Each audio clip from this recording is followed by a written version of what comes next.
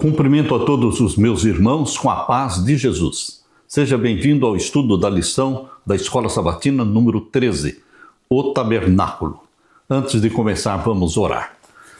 Pai querido que estás nos céus, aqui estamos mais uma vez na Tua presença buscando a Tua face e a Tua bênção. Derrama sobre mim e os meus irmãos o Espírito Santo. Abre a nossa mente, dá-nos o entendimento da mensagem revelada em Tua palavra. Que seja feita a Tua vontade na nossa vida, porque Tu és o nosso Pai. E nós somos filhos e filhas, gerados pelo Espírito Santo. A Ti toda a glória. Em nome de Jesus. Amém, Senhor. O tabernáculo. O verso áureo. Então a nuvem cobriu a tenda do encontro e a glória do Senhor encheu o tabernáculo. De dia a nuvem do Senhor repousava sobre o tabernáculo e de noite havia fogo nela, à vista de toda a casa de Israel em todas as suas jornadas. Êxodo 40, versos 34 e 38. Era um constante milagre, era uma constante presença do Senhor, a presença do Senhor na nuvem durante o dia, a presença do Senhor na coluna de fogo durante a noite. Queridos, Deus mandou construir o tabernáculo para manifestar a sua presença com o seu povo. Deus anseia estar presente na sua vida, fazer parte da sua vida. Por isso Jesus enviou o Espírito Santo para que habitasse em nós, vivesse em nós, chamando-nos de templos do Espírito Santo. A principal tarefa do povo de Deus no Antigo Testamento, assim como para nós hoje, era viver um relacionamento profundo com o Senhor, adorá-lo e servi-lo, além de apresentar a imagem correta de Deus às outras nações.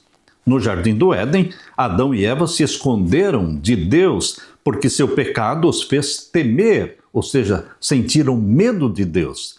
O pecado faz com que as pessoas tenham medo de Deus e esse medo distorce nossa visão do seu caráter. A boa notícia é que Deus dá o primeiro passo para superar esse abismo. Por sua iniciativa, Deus repara a separação e restaura o relacionamento rompido. Ele chama o pecador de volta para si, dizendo: onde está? Adão, onde estás? Gênesis 3, 9. Assim, nossa missão principal é apresentar o verdadeiro caráter de Deus, bem como seus atos amorosos e justos aos que estão ao nosso redor. Quando as pessoas são atraídas a Deus e se convencem do seu amor altruísta para com elas, podem entregar a vida a Ele e obedecer à sua vontade, reconhecendo que isso é para o seu próprio bem. O santuário mostrava que Deus está próximo. Deus está presente com a humanidade e revela grandes verdades, como o fato de que o Senhor salva aqueles que vêm a Ele com fé. O santuário é uma prova da salvação pela graça, pela fé no sangue do Cordeiro. Todo o Antigo Testamento mostra a salvação pela graça, pela fé. Desde o Jardim do Éden foi morto um cordeiro. E nos serviços do santuário terrestre, instituído por ordem de Deus, foi ali provado, foi evidente a salvação pela graça, pela fé no sangue do Cordeiro. E assim é hoje ainda. A sua e a minha salvação dependem, estão centralizadas no sangue do Cordeiro, que já foi derramado na cruz. Jesus Cristo é o nosso remidor. Aleluia! Na parte de domingo, o sábado do Senhor. Os que são contra a observância do sábado costumam afirmar, de forma errada, que ele se destinava apenas para os judeus. Na verdade, esse dia foi santificado lá no Jardim do Éden, como você pode ver claramente em Gênesis capítulo 2. Gênesis capítulo 2, vamos ver os versos 1 até o verso 3. Lá no Jardim do Éden não existia nenhum judeu.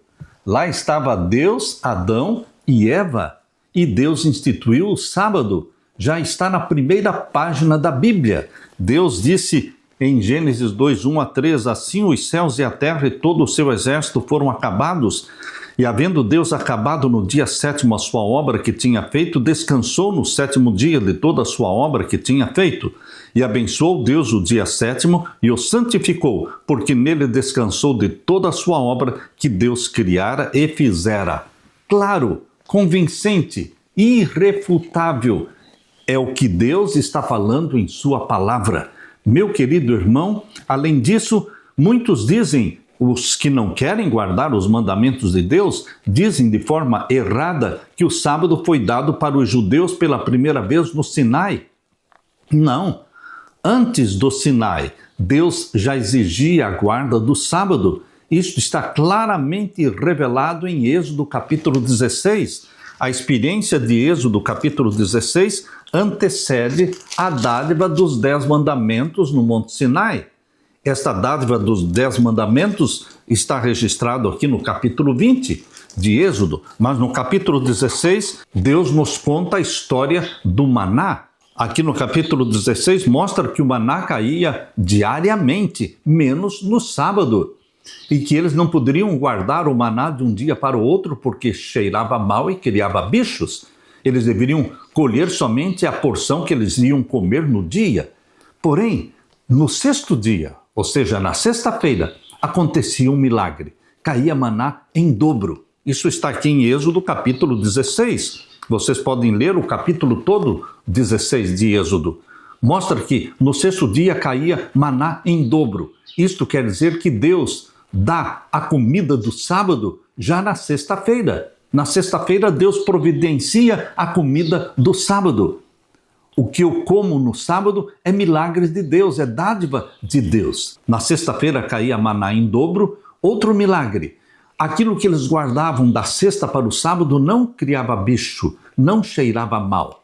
Outro milagre. No 7º dia não caía maná nenhum. Meu querido irmão, 3 milagres mostrando qual era o sábado e quão santo é o dia do Senhor. Esta experiência de Êxodo 16 mostra para você que é filho e filha de Deus, sincero de coração, que Deus valoriza, Deus quer que você santifique o dia do Senhor, o 7º dia, o santo sábado.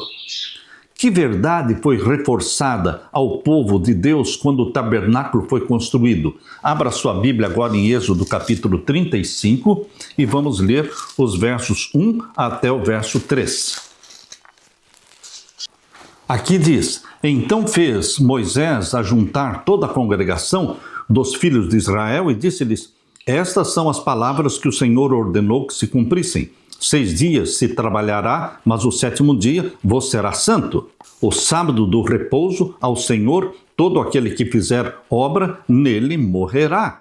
Era uma teocracia, um governo de Deus. Então, naquele tempo, trabalhar no sábado era pena de morte. Meu querido irmão, hoje Deus pensa da mesma forma. Só que o governo que o povo de Deus hoje vive são governos diferentes espalhados por toda a face da terra. Mas aqueles que continuarem trabalhando aos sábados finalmente vão morrer no juízo final. Queridos, Deus não muda. Deus exige obediência. Deus dá a salvação de graça, a salvação pelo sangue do Cordeiro. Mas todos os salvos pelo sangue do Cordeiro, Deus faz uma aliança com eles, de obediência aos seus mandamentos. E um dos mandamentos diz: lembra-te do dia do sábado para o santificar. Portanto, a salvação é pela fé e pela graça, mas os salvos têm prazer em viver na obediência a Deus. Verso 3. Não acendereis fogo em nenhuma das vossas moradas no dia do sábado. Por quê? Porque ali, em Êxodo capítulo 16, Deus disse claramente: aquilo que você quiser cozinhar, você tem que cozinhar na sexta-feira. Aquilo que você quiser assar, você tem que assar na sexta-feira e colocar à parte para comer no sábado. Em outras palavras, tudo que tiver que ser cozido ou assado, devemos fazer na sexta-feira e guardar para o sábado. Por isso Deus está dizendo aqui: não acendereis fogo em nenhuma das vossas moradas no dia do sábado. O sábado e a sua mensagem estão e sempre estarão centrados em Deus, quem Ele é e quais as suas obras poderosas. O sábado nos lembra dos seus atos da criação e salvação, direcionando o nosso foco para o Senhor que deseja habitar com o seu povo. Assim, o sábado e o santuário apontam na mesma direção, a presença de Deus em nossa vida. O sábado da igreja do Antigo Testamento transmite uma mensagem que possui vários elementos. Podemos resumir sua essência em 5 pontos cruciais. Primeiro, Deus é o Criador. Isso é o que a Bíblia relata, e o sábado mostra Deus como Criador, porque é o memorial da criação. A Bíblia começa com a proclamação dessa verdade impressionante. Gênesis 1:1. No princípio, Deus criou os céus e a terra. O memorial vívido da criação divina é o sábado. Gênesis 2:1-3. E também Êxodo capítulo 20, versos 8-11. Todas as outras verdades bíblicas têm como base o fato de que Deus é o nosso Criador. Repito, todas as outras verdades da Bíblia estão dependendo desta verdade que está declarada já na primeira página da Bíblia, de que Deus é o Criador. Quem não crê em Deus como Criador, ou seja, quem não é criacionista, quem não crê na semana da criação de Gênesis capítulo 1, não pode se chamar cristão, porque o cristianismo está fundamentado na verdade de que Deus é o Criador. Número 2, o Messias virá. A verdade revelada em todos os serviços e cerimônias do santuário da terra era de que o Messias viria. Todos aqueles cordeirinhos, os animais que eram mortos, eram sombra, eram ilustração, tipificavam o Cordeiro de Deus que tira o pecado do mundo, que um dia viria. Essa esperança gira em torno da promessa de Deus sobre o descendente da mulher, que esmagaria a cabeça da serpente, cumprindo a profecia de Gênesis 3:15. Número 3, Deus estabelecerá o seu reino eterno.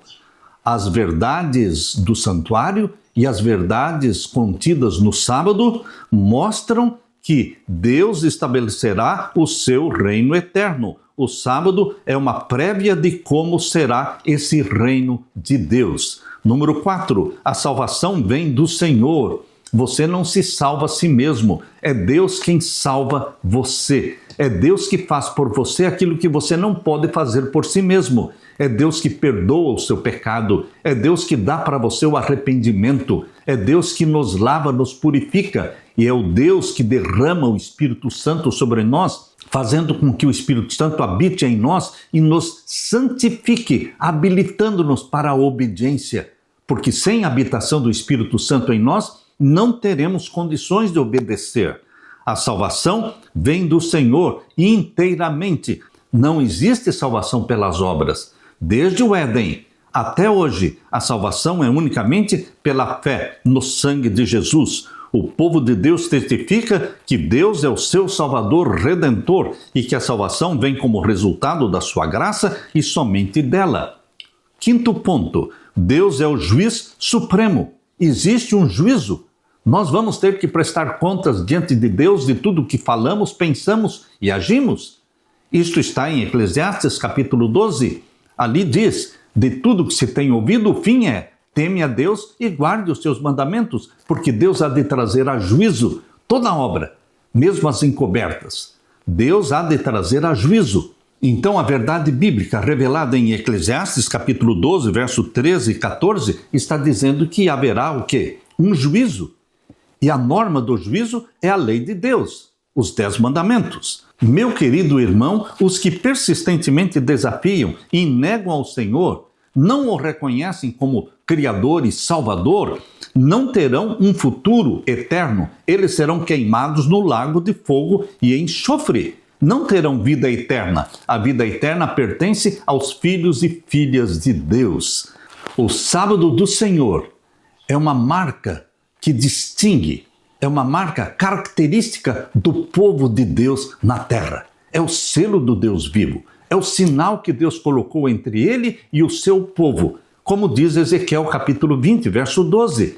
Eis que lhes dei os meus sábados para servirem de sinal entre mim e vocês, para que saibam que eu sou o Senhor que os santifica.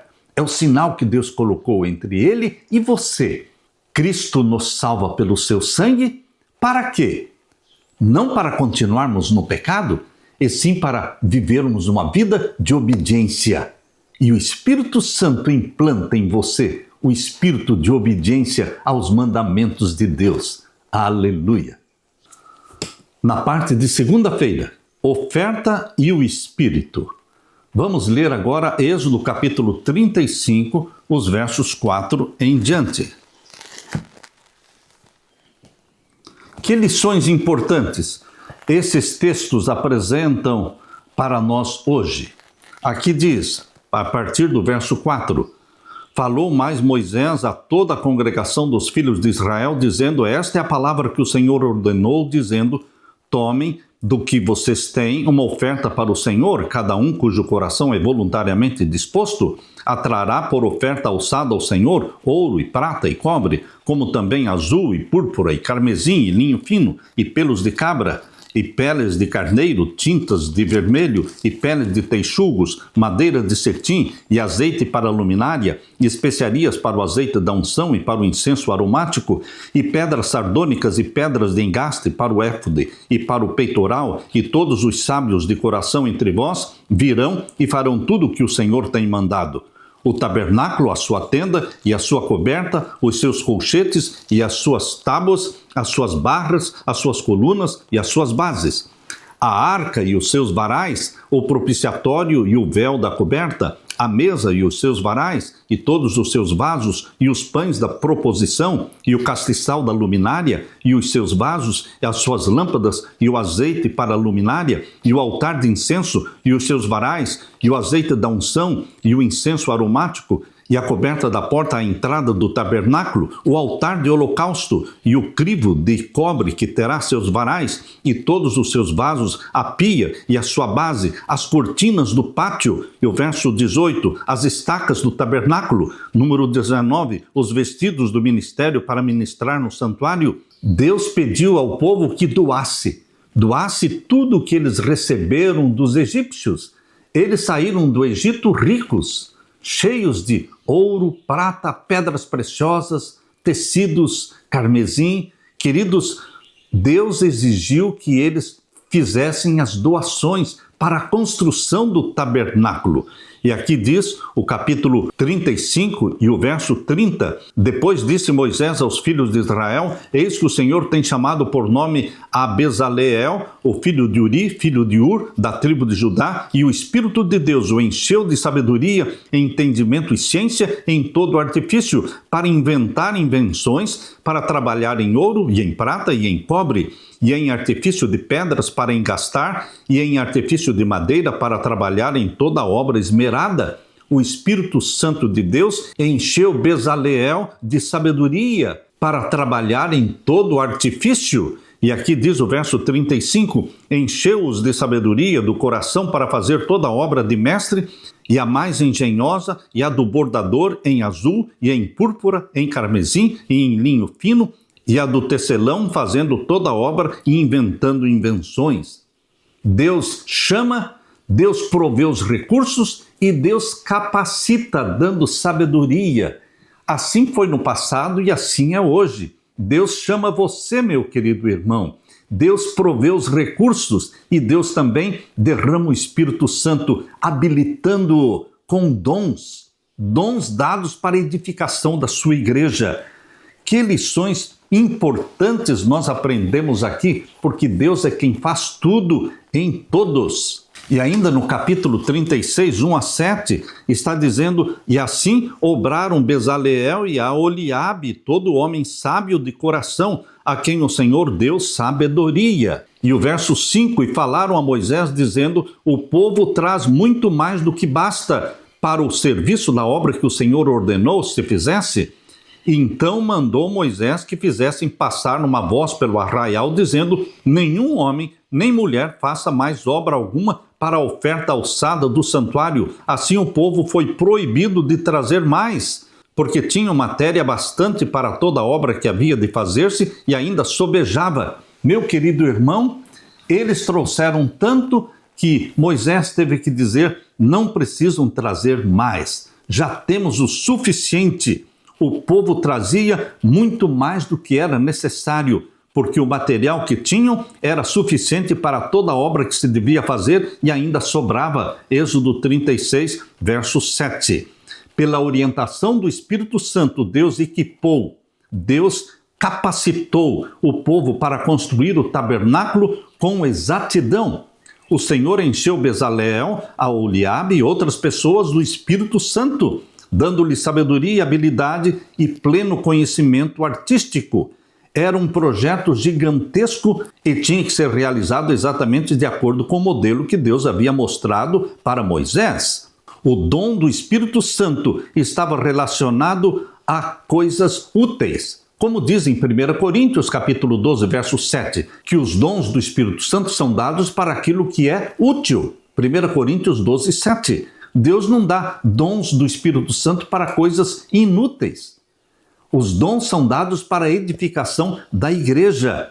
Naquele tempo, o dom do Espírito Santo preparou, capacitou estes homens para fazerem coisas para Deus no tabernáculo. Precisavam ser utilizadas na construção do tabernáculo. Por isso eles foram cheios do Espírito Santo. E hoje, por que Deus nos enche do Espírito Santo e nos dá dons? Para edificar a igreja. Dons são dados para fins proveitosos. 1 Coríntios 12, verso 7. Quais dons você recebeu quando ficou cheio do Espírito Santo? Você pode pensar: bom, eu não recebi dom nenhum. Deus está disposto a dar os dons do Espírito Santo para cada filho e filha resgatados, comprados pelo sangue de Jesus. Não somente Deus quer dar dons do Espírito Santo para você edificar a igreja de Deus, como também Deus quer reproduzir em você o fruto do Espírito Santo. O fruto do Espírito Santo, ele vem antes do dom do Espírito Santo. Abra sua Bíblia em Gálatas capítulo 5 e vamos ver então o verso 22 e 23. Eu disse, o fruto do Espírito Santo deve preceder os dons do Espírito Santo. Porque se uma pessoa que não tem o fruto do Espírito Santo receber os dons do Espírito Santo, ele vai se envaidecer, ele vai usar de forma errada o dom do Espírito Santo. Por isso, a primeira coisa que Jesus quer fazer na sua vida, você que foi batizado, você nasceu da água e do Espírito, você precisa reproduzir na sua vida o fruto do Espírito Santo. O fruto do Espírito Santo são os traços de caráter de Jesus, que são comunicados a você através do Espírito Santo. Quais são esses traços de caráter de Jesus que o Espírito Santo quer comunicar para você? Gálatas 5, verso 22 e 23. Mas o fruto do Espírito é caridade, ou seja, amor, o gozo, a paz, a longanimidade, a benignidade, a bondade, a fé, a mansidão, a temperança. Deus quer implantar em você estes traços de caráter que são de Jesus. Por isso o Espírito Santo coloca em você a mente de Jesus, o caráter de Jesus. E uma vez que você recebe o fruto do Espírito Santo, você recebeu Jesus Cristo na sua vida e o Espírito Santo está implantando em você a mente de Jesus. Então o Espírito Santo dará também para você dons do Espírito Santo para serem exercidos para a edificação da igreja. Aleluia! Na parte de terça-feira, o tabernáculo é construído. E quando você lê sobre a construção do tabernáculo, você percebe que Deus, o nosso Deus, é um Deus de detalhes. Dê uma olhada rápida aqui em Êxodo capítulo 36. Eu já li cuidadosamente Êxodo capítulo 36 e também o capítulo 37 e 38. Mas agora nós vamos olhar rapidamente, fazendo um resumo destes capítulos 36, 37, 38 e 39. para ver aqui os detalhes da construção do tabernáculo. Aqui o capítulo 36, verso 8 em diante, fala que assim todo sábio de coração entre os que faziam a obra fez o tabernáculo de 10 cortinas de linho fino torcido e de azul e de púrpura e de carmesim, com querubins, da obra mais esmerada as fez. As cortinas mediam 28 côvados por 4, ou seja, 14 metros por 2 metros. Cortinas de 14 por 2. Este era o tamanho das cortinas, à medida que está em côvados. Imagine que o côvado é meio metro. Então, 28 côvados seriam 14 metros por 2 metros. Este era o tamanho das cortinas. E aqui diz o verso 13. Também fez colchetes, 50 colchetes de ouro. Todo o colchete usado ali na parte interna do tabernáculo eram colchetes de ouro. Colchetes de ouro, e com estes colchetes uniu as cortinas uma à outra, e também foi feito assim um tabernáculo. Verso 14, fez também cortinas de pelos de cabras para a tenda sobre o tabernáculo, e 11 cortinas as fez. E aqui o verso 19, fez também para a tenda uma cortina de peles de carneiros, tintas de vermelho, e por cima uma coberta de peles de texugo. Também fez tábuas levantadas para o tabernáculo de madeira de cetim. As tábuas eram revestidas de ouro. E diz o verso 34, e cobriu as tábuas de ouro e as suas argolas, os lugares das barras, fez de ouro, as barras também cobriu de ouro. E então Deus fez o véu que separava o lugar santo do santíssimo, e fez as colunas. Verso 36, e fez-lhe 4 colunas de madeira de cetim, e as cobriu de ouro, e fez colchetes de ouro. E agora fala sobre a arca da aliança, aquela caixa de madeira de cetim, coberta de ouro por dentro e por fora, onde Deus mandou Moisés colocar os 10 mandamentos dentro. Esta é a arca do concerto. Ela era pequena, eram 2 côvados e meio por 1 côvado e meio, 1 côvado de altura. Fez também Bezaleel a arca de madeira de cetim. O seu comprimento era de 2 côvados e meio, e a sua largura de 1 côvado e meio, e a sua altura de 1 côvado e meio. Então, queridos, aqui você vê o tamanho da arca. Você pode transformar essas medidas de côvado em metros, entendendo que 1 côvado seria meio metro.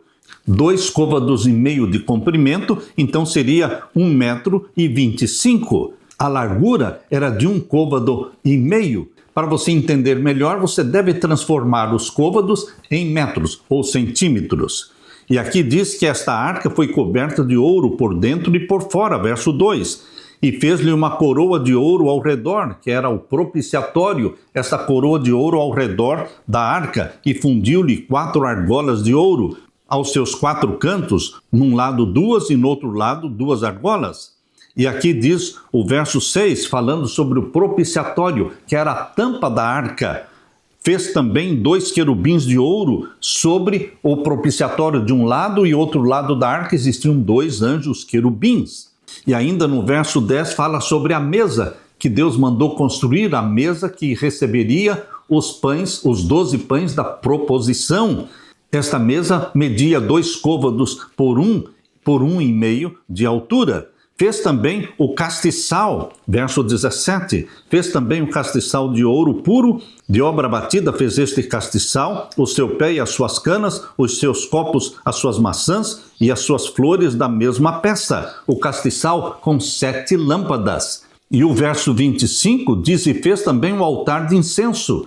Tem o altar de holocausto que ficava no pátio, e tem o altar de incenso que estava no lugar santo. O altar de incenso era de madeira de cetim, diz o verso 25, e de 1 côvado era o seu comprimento, ou seja, meio metro, e de 1 côvado era a sua largura. Ele era quadrado, de 1 côvado de comprimento por 1 côvado de largura, portanto, meio metro por meio metro, e de 2 côvados a sua altura, 1 metro de altura. Dele mesmo eram feitas as suas pontas, e cobriu-os de ouro puro. Então, o altar de incenso no lugar santo era de madeira revestida todinha de ouro. E aqui fala no capítulo 38 o altar do holocausto, que ficava no pátio.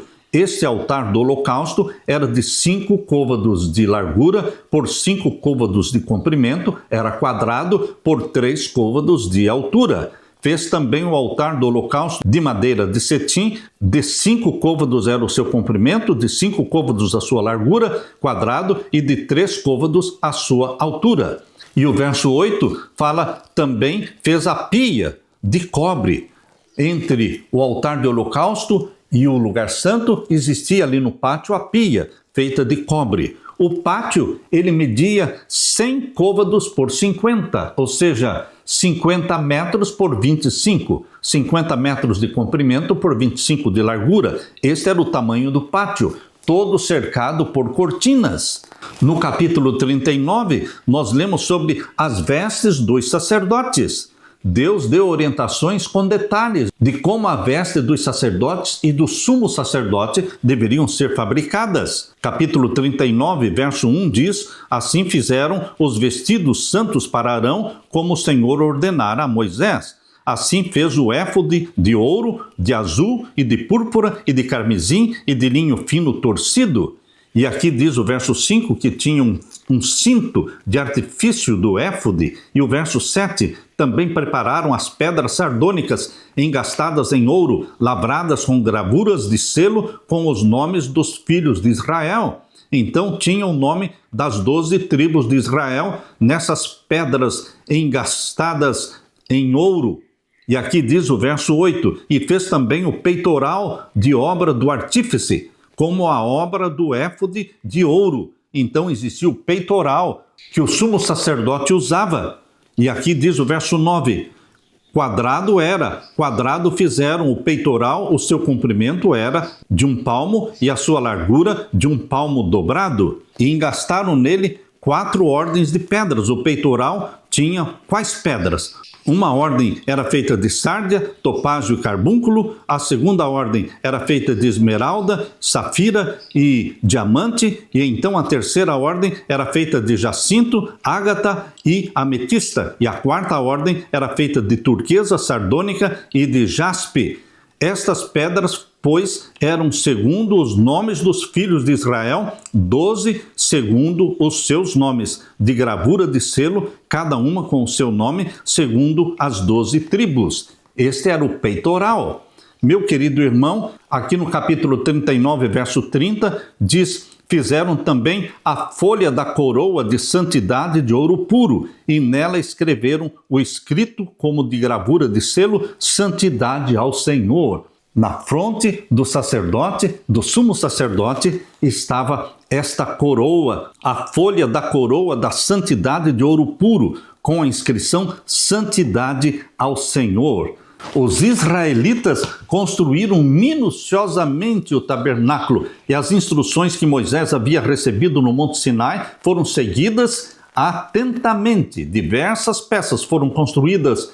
Primeiro o tabernáculo, segundo a arca, terceiro a mesa, quarto o candelabro, quinto o altar, sexto o altar do holocausto, sétimo a bacia de bronze, oitavo o pátio e então nono o material usado no tabernáculo. Meus queridos, as cerimônias do tabernáculo expressavam virtualmente as verdades do Evangelho, ilustrando o plano da redenção divina. As diversas cerimônias retratavam, primeiro, como Deus odeia o pecado e lida com ele. Deus ama o pecador, mas Deus odeia o pecado.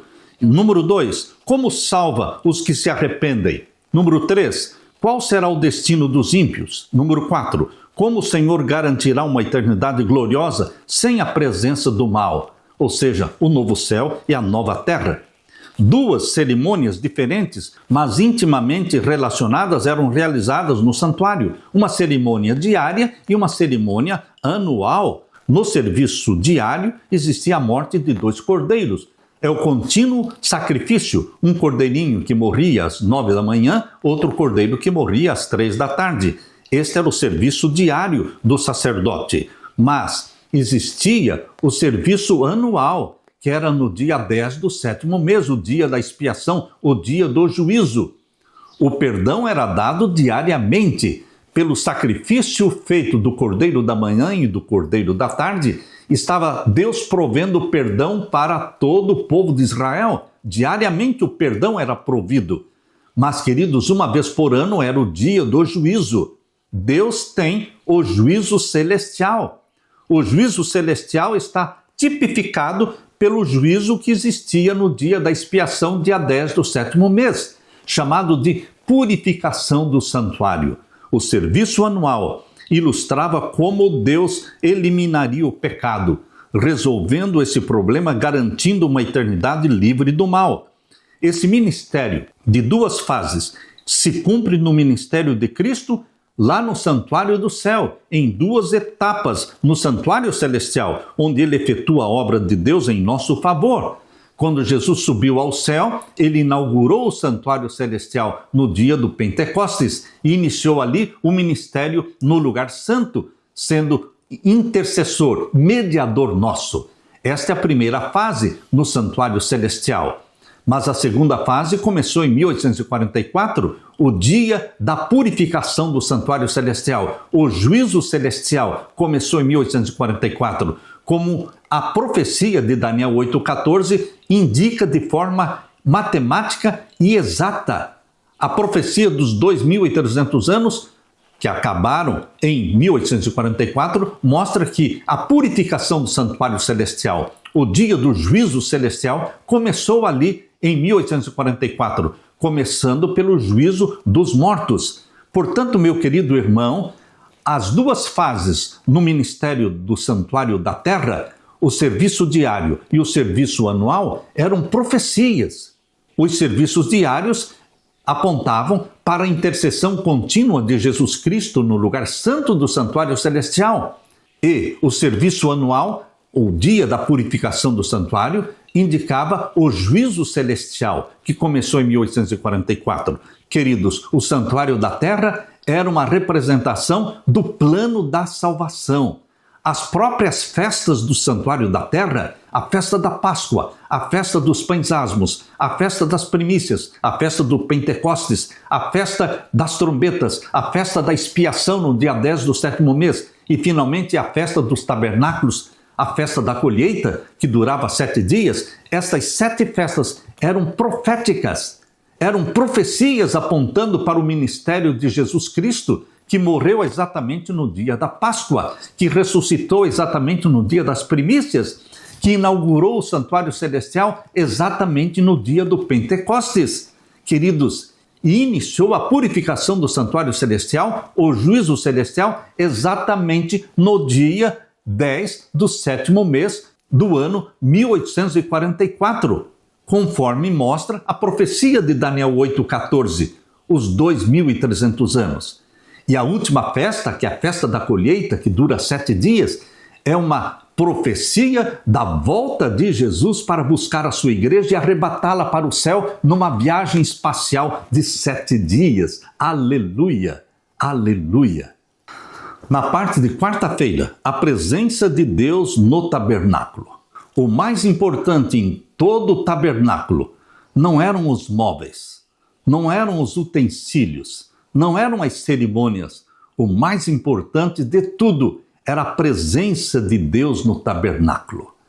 Em Êxodo capítulo 25, verso 8, Deus diz para Moisés: me fareis um santuário para que eu possa habitar no meio deles. É a presença de Deus que fazia tudo aquilo ter sentido. Meu querido irmão, Deus quer habitar com o seu povo. Por isso, quando Jesus subiu ao céu, ele disse: eu vou enviar o Espírito Santo para que ele habite em vocês, para que eles fiquem com vocês. O Espírito Santo é o Deus presente na terra. O Espírito Santo habita em você e eu somos templos do Espírito Santo. A presença de Deus no tabernáculo. Aqui lemos em Êxodo capítulo 40, como os israelitas perceberam a presença de Deus. Ali estava a presença de Deus na coluna de nuvem durante o dia e na coluna de fogo durante a noite, e no Shekinah, que brilhava em cima da arca do concerto no lugar santíssimo, no meio dos 2 anjos querubins. O Shekinah, a glória de Deus sobrenatural, se manifestava, a presença de Deus.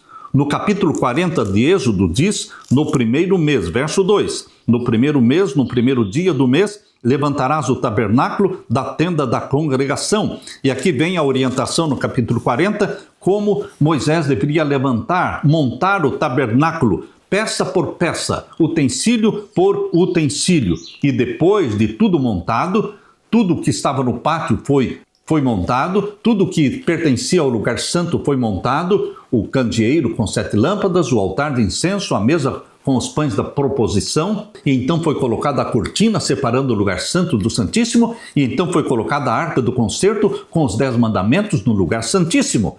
Queridos, depois de tudo montado, veja o que Deus pediu para Moisés fazer. Capítulo 40, verso 9. E tomarás o azeite da unção e ungirás o tabernáculo. Depois de tudo montado, antes de começarem a oficiar, antes dos sacerdotes começarem a trabalhar no tabernáculo, ele tinha que ser ungido, peça por peça, compartimento por compartimento, deveria ser ungido com óleo santo. Por isso, Êxodo capítulo 40, verso 9 diz, então tomarás o azeite da unção e ungirás o tabernáculo e tudo que há nele, tudo. E o santificarás com todos os seus vasos, será santo. Ungirás também o altar do holocausto e todos os seus vasos, e santificarás o altar, e o altar será uma coisa santíssima. Então ungirás a pia e a sua base, e a santificarás. Queridos, isto foi uma profecia também. O santuário celestial tinha que ser ungido antes de ser usado. Por isso, Jesus, ao ressuscitar, subiu ao céu no dia das primícias e depois de apresentar as primícias diante do Pai, retornou e ficou 40 dias na terra com os discípulos. E então, após esses 40 dias, subiu ao céu e ele pediu que os discípulos esperassem mais 10 dias, até que o santuário celestial fosse inaugurado e Jesus Cristo fosse entronizado no santuário celestial. E Jesus, então, ungiu o santuário celestial. Ao completarem-se 50 dias após a sua ressurreição, exatamente no dia do Pentecostes, foi feita a unção do santuário celestial. Cristo foi ali entronizado e ele recebeu todo o poder. A profecia que ele fez, todo o poder me é dado no céu e na terra, se cumpriu ali e ele enviou o Espírito Santo. Agora, então, a partir do dia do Pentecostes, Jesus Cristo começou a oficiar como sacerdote, como mediador e intercessor nosso. O santuário celestial estava em pleno funcionamento. Queridos, o santuário da terra era uma maquete do santuário celestial, era uma ilustração do plano da salvação. E todas as cerimônias e todas as 7 festas do santuário da terra, tudo se cumpre no ministério de Jesus Cristo. Aqui no capítulo 40 de Êxodo diz que depois que Moisés ungiu tudo, o que aconteceu? Verso 34. Então a nuvem cobriu a tenda da congregação e a glória do Senhor encheu o tabernáculo. Deus se manifestou. Deus manifestou a sua presença, porquanto a nuvem do Senhor estava de dia sobre o tabernáculo e o fogo estava de noite sobre ele perante os olhos de toda a casa de Israel e todas as suas jornadas. A presença de Deus se manifestou. O mais importante em todo o santuário da terra era a presença de Deus. O mais importante no santuário celestial é a presença de Deus, a presença de Jesus Cristo como nosso Salvador, a presença do Pai no Santíssimo assentado sobre o trono, a presença de Deus. E, meu querido irmão, a presença do Espírito Santo na sua vida. Deus, no novo concerto, na nova aliança do Novo Testamento, Deus marca a sua presença em você, derramando o Espírito Santo para que habite em você. O último capítulo de Êxodo descreve a dedicação do tabernáculo, que foi o ponto alto da jornada de Israel no Sinai. A glória de Deus é a sua santidade, é o seu caráter. A presença do Senhor encheu o tabernáculo e se manifestou na forma de uma nuvem, a glória do Shekinah. Somente na inauguração do tabernáculo, Moisés pôde entrar no lugar santíssimo. Preste atenção, somente no dia da inauguração do tabernáculo terrestre. Quando Moisés fez a unção de tudo, ele ungiu também o Santíssimo, ungiu também a arca do concerto. Foi a única vez que ele entrou no Santíssimo. Dali para frente, ele não entrou mais no Santíssimo, porque era o sumo sacerdote que deveria entrar uma vez por ano no Santíssimo.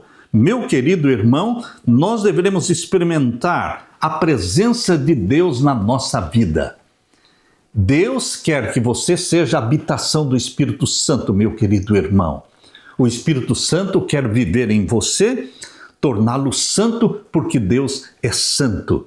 Dar para você o fruto do Espírito Santo, mas dar para você também os dons do Espírito Santo para a edificação da igreja. Aleluia! Na parte de quinta-feira, Jesus fez sua tenda com a humanidade. Meu querido irmão, Jesus veio viver, marcar presença divina entre nós. João capítulo 1 mostra que o verbo, que é Jesus, é Deus. No princípio era o verbo, e o verbo estava com Deus, e o verbo era Deus. João 1:1.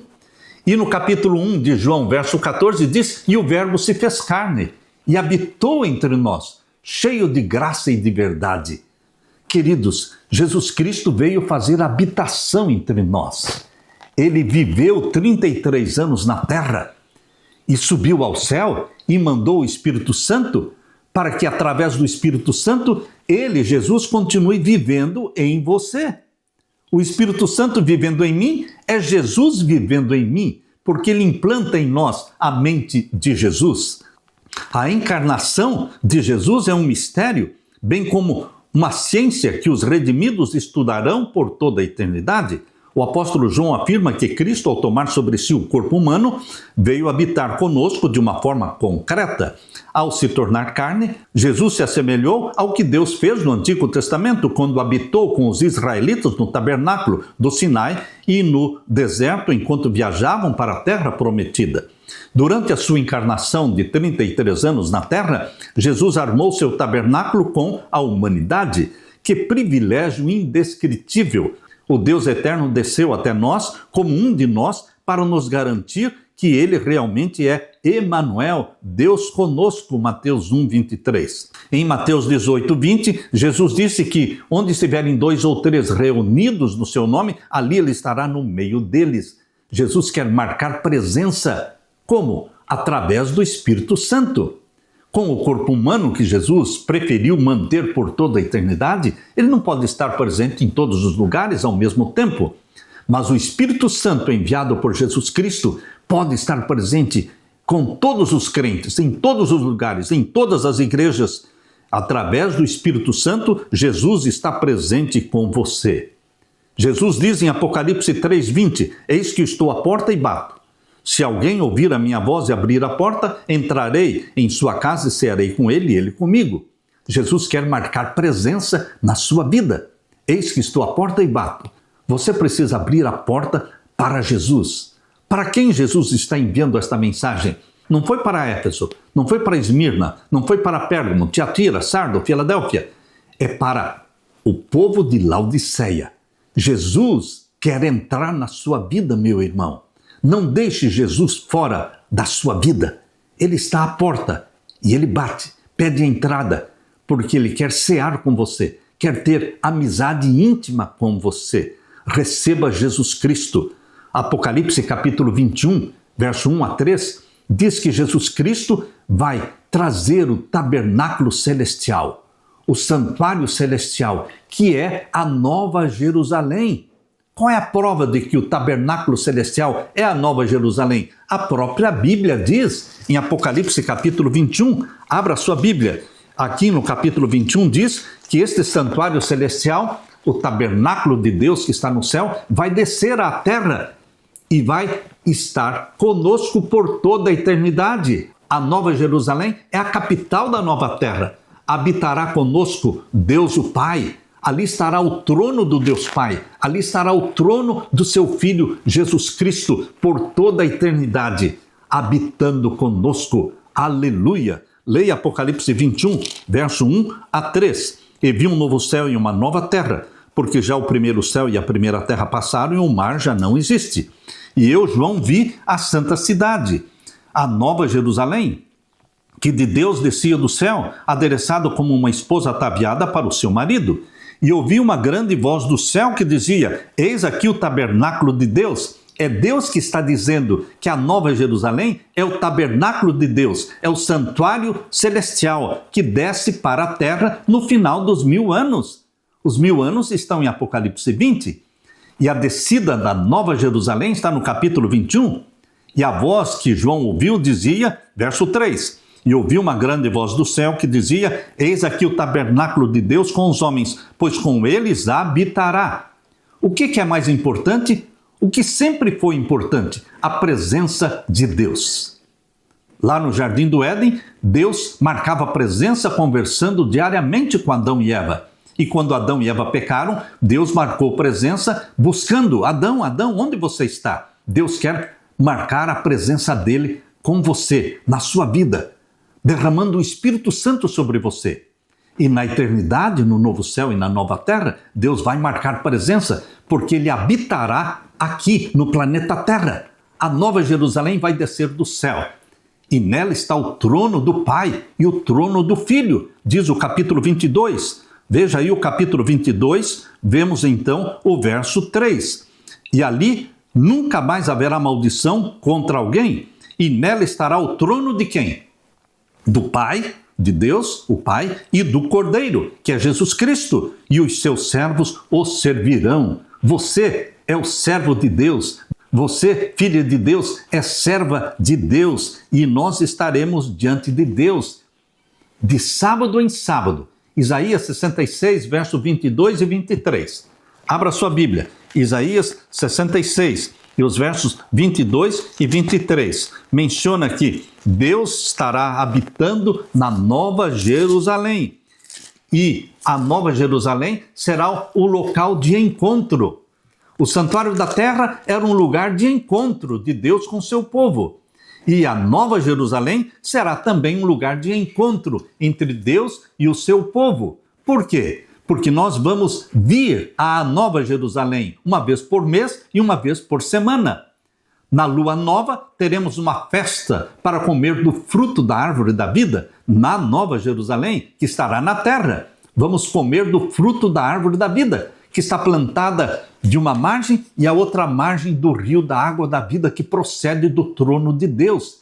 Exatamente como diz Apocalipse 22, 1 a 3. Ali menciona isso. Meu querido irmão, nós vamos comer do fruto da árvore da vida uma vez por mês. Quando? Na festa da lua nova.